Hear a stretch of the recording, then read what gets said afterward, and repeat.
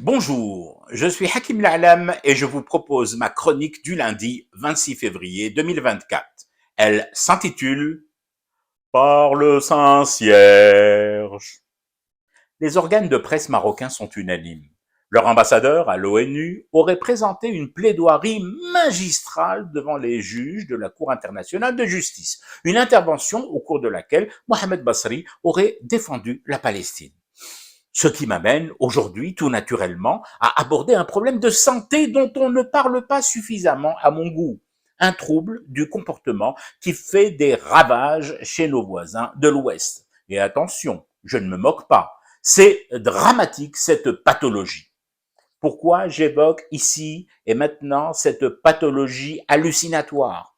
Parce qu'entre-temps, des témoignages, plusieurs témoignages, affirment que Basri n'a pas ouvert la bouche durant toute la session de la CIG consacrée à la question palestinienne. Muet comme une carpe. Bon, comme une carpe d'élevage, bien sûr. Tous ces témoins, dont notre confrère espagnol Ignacio Zembrero, décrivent un diplomate marocain prostré, le regard vitreux, dans le vague, ce qui en soi est tout à fait normal en la matière. La matière traitée, bien entendu. Traitée et coupée. Coupée mais trop souvent mal coupée, ou coupée avec des saloperies dont on ne connaît même pas la compo. Mais l'attitude hagarde de Basri, ce n'est pas le plus grave.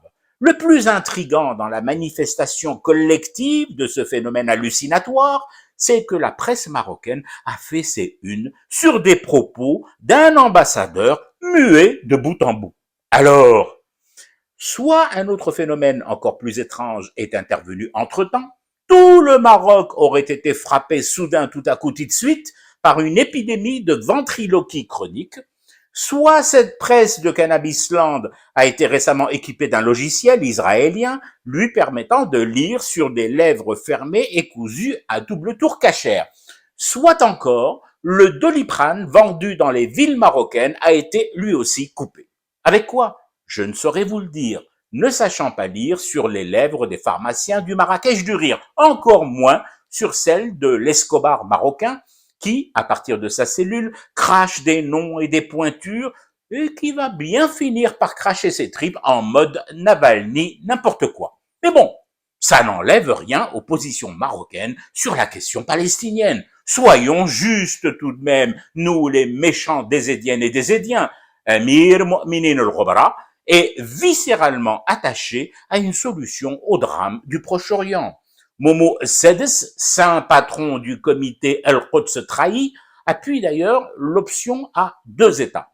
Un État pour la droite israélienne, le second État pour l'extrême droite israélienne, avec une administration israélienne unique pour les deux États, confiée, comme de bien entendu, dans l'esprit du Melik Irish, le Melik Irish, aux ultra-orthodoxes juifs qu'il reçoit d'ailleurs régulièrement dans ses palais d'été.